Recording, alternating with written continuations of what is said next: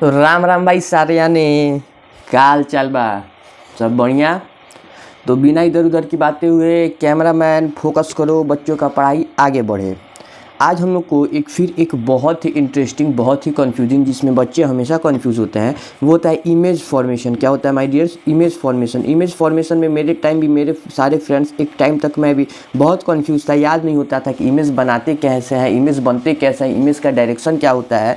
तो उस चीज़ को देखने के लिए आज मैं फिर एक हज़ारों लाखों वीडियो में से एक यूनिक वीडियो लेकर के आया हूँ, जिसको देखने के बाद आपके सारे मिसकंसेप्शंस दूर होने वाले हैं। तो बिना इधर उधर की बातें किए हुए सीधी बात नो बकवास के साथ हम चालू करते हैं इमेज फॉर्मेशन। देखो, इमेज फॉर्मेशन हम लोग को प्लेन मिरर में भी पढ़ना है और स्फेरिकल मिरर में भी पढ़ना है, बट कंपेरेटिवली जो प्लेन मिरर का इमेज फॉर्मेशन है वो बहुत ही आसान होता है। तो उसको हम लास्ट में एक लेक्चर में आप कहेंगे तो करेंगे, वरना आपको समझ में आ रहा होगा तो कोई बात ही नहीं है। तो उसके बाद हम आते हैं स्फेरिकल मिरर। स्फेरिकल मिरर में आपको पता है क्या क्या होता है? एक ऐसा कुछ होता है और एक ऐसा कुछ होता है, ठीक है? एक ऐसा कुछ होता है और एक ऐसा कुछ होता है। इधर ऐसे कर देंगे, डट डट डट डट डट डट डट डट डट डट, अंदर बाहर पॉलिश कर दिए, और इसके क्या कर दिए? अंदर पॉलिश कर दिए। तो जिसके बाहर पॉलिश कर दिए उसके कर्व इन सरफेस से क्या होगा? रिफ्लेक्शन होगा। तो इसको हम कहेंगे concave mirror. Concave mirror, concave mirror. और इसके अंदर वाले पे क्या कर दिए? प्लेटिंग कर दिए, पॉलिश कर दिए। तो बाहर वाले सरफेस, बल्गिंग आउट सरफेस से रिफ्लेक्शन होगा, तो इसको हम कह देंगे कॉन्वेक्स मिरर। इसको क्या कह देंगे? Convex mirror. ये हो गया कॉनकेव मिरर, ये हो गया कॉन्वेक्स मिरर। अब देखो, इसको हम कॉनकेव मिरर को कॉन्वर्जिंग मिरर भी कहते हैं। क्या कहते हैं? Converging mirror. क्या कहते हैं? Converging mirror. और कॉन्वेक्स मिरर को और क्या कहते हैं? Diverging mirror. Diverging mirror, diverging mirror. अब इन दोनों का कहानी सुनो, कन्वर्जिंग मिरर और डाइवर्जिंग मिरर का। क्या क्या? कन्वर्जिंग मिरर और डाइवर्जिंग मिरर का। ये हो गया अपना इसका प्रिंसिपल एक्सिस, ये हो गया इसका अपना प्रिंसिपल एक्सिस। कॉनकेव मिरर का फोकस उसके आगे होता है यानी रियल होता है, इसका फोकस इसके अंदर होता है यानी वर्चुअल होता है। ये सब मैंने आपको पिछले लेक्चर में बता दिया है। अब देखिए अब क्या बताने की बात है कि जो कॉनकेव मिरर होता है उसको कन्वर्जिंग मिरर इसलिए कहते हैं क्योंकि जो कॉनकेव मिरर होता है वो अपने तरफ आए हुए किसी भी रे ऑफ लाइट को अपने तरफ कन्वर्ज यानी एक तरफ आकर के मिला देता है, एक पॉइंट पर आकर के मिला देता है। यानी कन्वर्ज मतलब किसी चीज़ को एक जगह इकट्ठा करना। तो जो कॉनकेव मिरर होता है, कॉनकेव मिरर होता है, केव मिरर होता है, कॉनकेव मिरर होता है, वो कन्वर्जिंग होता है। कॉनकेव मिरर जो होता है वो कन्वर्जिंग होता है। क्यों? क्योंकि वो अपने तरफ आए हुए सारे रेज ऑफ लाइट को एक पॉइंट पर कन्वर्ज कर देता है। लेकिन जो कॉन्वेक्स मिरर होता है, कॉन्वेक्स मिरर होता है वो डाइवर्जिंग मेथड होता है। डाइवर्ज करना मतलब इधर उधर बांट देना, छीट देना। तो ये क्या करता है? इसके तरफ जो रेज ऑफ लाइट आती हैं, कॉन्वेक्स मिरर के तरफ जो रेज ऑफ लाइट आती है वो क्या करता है? वो इधर उधर बांट देता है, इधर उधर उसको छटका देता है, डाइवर्ज कर देता है, जिससे ऐसा लगता है अगर इस डाइवर्जिंग जो रिफ्लेक्टेड रे है इसको हम अंदर की तरफ बढ़ाएंगे तो ऐसा लगता है कि वो इस पॉइंट से निकल करके आ रहा है। क्या? Reflected ray. जो रे, ये हो गया इंसिडेंट रे और ये हो गया रिफ्लेक्टेड रे। तो जो कॉनकेव मिरर होता है वो उस पर आने वाले सारे रेज ऑफ लाइट को एक पॉइंट पर ला के कन्वर्ज कर देता है, एक पॉइंट पर ला के मिला देता है। इसीलिए उसको कहते हैं कन्वर्जिंग मिरर, इसीलिए उसको कहते हैं कन्वर्जिंग मिरर। और कॉन्वेक्स मिरर क्या होता है? कॉन्वेक्स मिरर क्या होता है कि जो पैरेलल रेज ऑफ लाइट होती है, पैरेलल रेज ऑफ लाइट होती हैं, उनको क्या करता है? रिफ्लेक्ट कर देता है, अपने से दूर भेज देता है। कॉनकेव मिरर अपने से पास ला लेता है, कॉन्वेक्स मिरर अपने से दूर भेज देता है। जैसे लगता है कि वो किसी एक पॉइंट से आ रहे हैं। It seems they are coming from a single point. The reflected ray of convex mirror seems to be coming from a single point.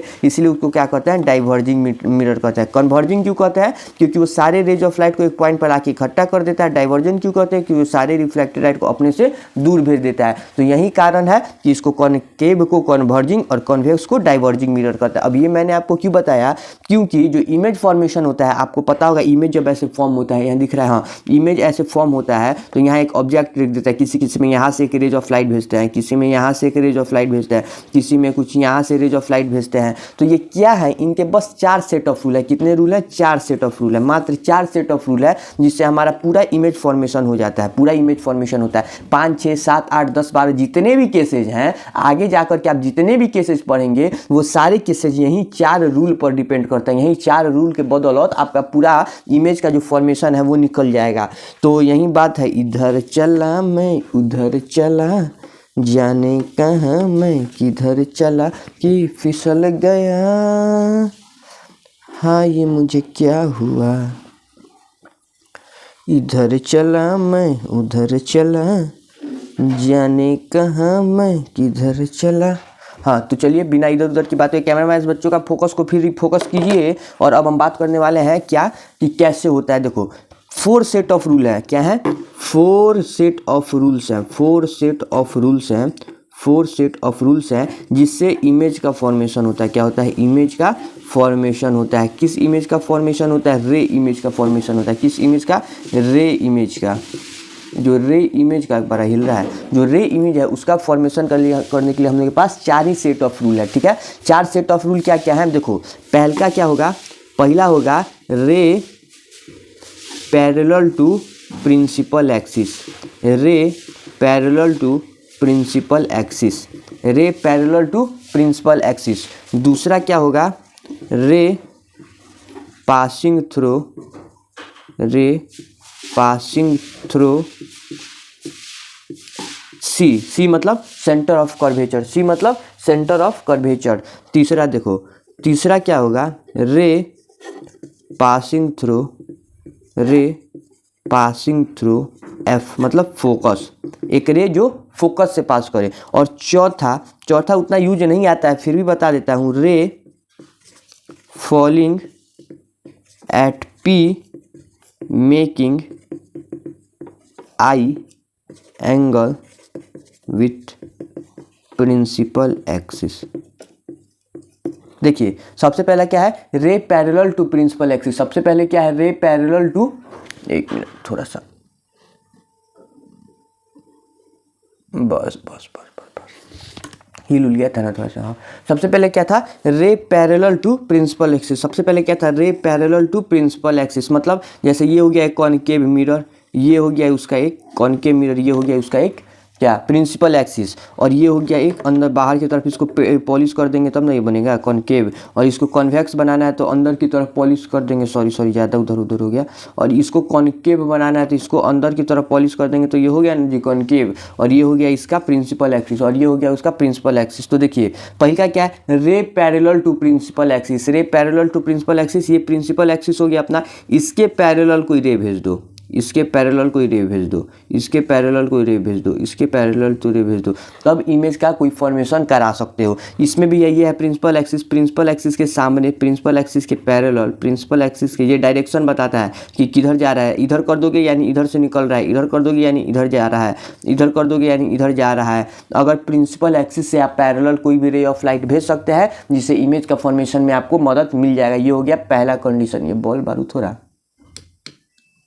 चलो बाहर देता हूँ, ठीक है। ये हो गया पहला। दूसरा देखो, रे पैरेलल टू सी, सी मतलब सेंटर ऑफ कर्वेचर। इसका सेंटर ऑफ कर्वेचर क्या होता है, इसके सामने होता है। इसका सेंटर ऑफ कर्वेचर क्या होता है, इसके सामने होता है। इसका सेंटर ऑफ कर्वेचर क्या होता है, इसके अंदर होता है, ठीक है। तो सेंटर ऑफ कर्वेचर से पास होने का मतलब क्या है, एक रे ऑफ लाइट है उसको हम क्या करेंगे, सेंटर ऑफ कर्वेचर पे डाल देंगे। एक डायरेक्शन ऐसे, एक रे ऑफ लाइट होगा, इसमें तो अंदर नहीं जा सकता है लेकिन ऐसे बाहर डाल सकते हैं, ऐसे ऐसे डाल दिए, टक टक अंदर डॉटेड लाइन से बढ़ाते हैं।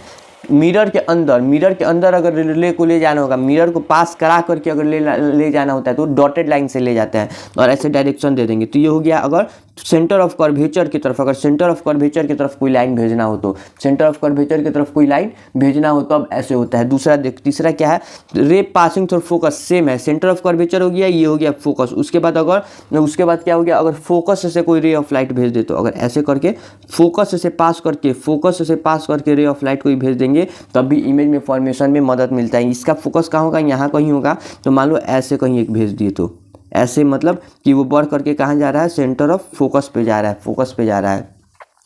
क्या क्या हो गया, 3 कंडीशन कौन कौन सा हो गया, 303 कंडीशन कौन कौन सा हो गया। पहले मैं आपको कॉनकेव में ही बता रहा हूँ, मिटाने समय हिल जा रहा है सिस्टम पूरा।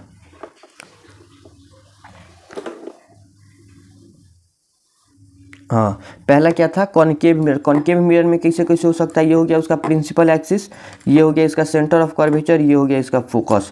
पहल का केस क्या है, पहला केस है कि प्रिंसिपल एक्सिस से पैरेलल जा सकता है, पहल का प्रिंसिपल एक्सिस से पैरेलल जा सकता है। दूसरा क्या है, सेंटर ऑफ कर्वेचर से रे ऑफ लाइट पास कर सकता है। दूसरा क्या है, सेंटर ऑफ कर्वेचर पे आप डाल सकते हैं। तीसरा क्या है, आप फोकस पे डाल सकते हैं। तीसरा क्या है, आप फोकस पे डाल सकते हैं।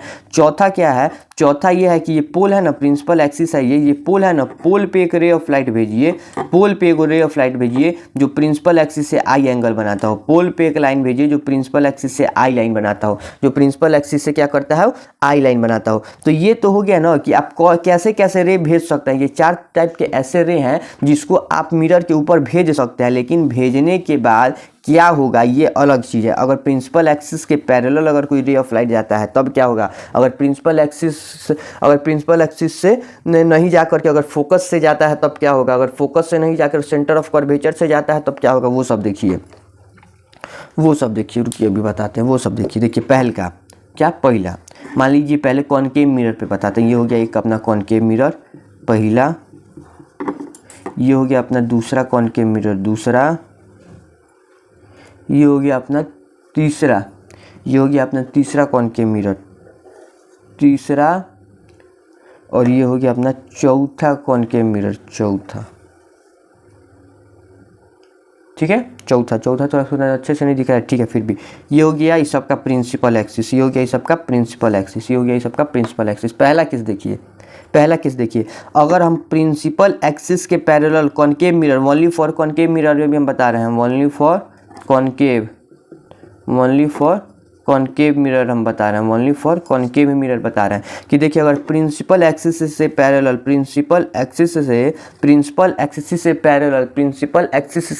हम कोई रे ऑफ लाइट भेजते हैं, प्रिंसिपल एक्सिस से पैरेलल रे ऑफ लाइट जाता है तो कॉनकेव मिरर क्या करता है, डाइवर्जन के बाद कन्वर्ज करके उस रे ऑफ लाइट को कॉनकेव मिरर क्या करता है, कन्वर्ज करता है, कन्वर्ज करके वो सारे रे ऑफ लाइट को फोकस पे ला के इकट्ठा कर देता है। क्या कर देता है, फोकस पे ला करके इकट्ठा करता है। यानी प्रिंसिपल एक्सिस से पैरेलल जितना रे ऑफ लाइट जाएगा कॉनकेव मिरर में, उन सब कन्वर्ज करके मिरर क्या करेगा, फोकस पे ला करके जमा कर देगा। डायरेक्शन बनाना बहुत जरूरी होता है, बच्चा ही छोड़ देता है, लेकिन छोड़ना नहीं चाहिए। देखो जैसे इसका डायरेक्शन इधर है, इसका डायरेक्शन इधर है, इसका डायरेक्शन इधर, फिर इसका डायरेक्शन इधर है, ठीक है। यानी कॉनकेव मिरर क्या होता है, जितने भी प्रिंसिपल एक्सिस से पैरेलल रे ऑफ लाइट जाता है उस सबको क्या करता है, एक जगह ला करके कन्वर्ज कर देता है। दूसरा देखो, अगर सेंटर ऑफ कर्वेचर से भेजा जाए, अगर सेंटर ऑफ कर्वेचर से रे भेजा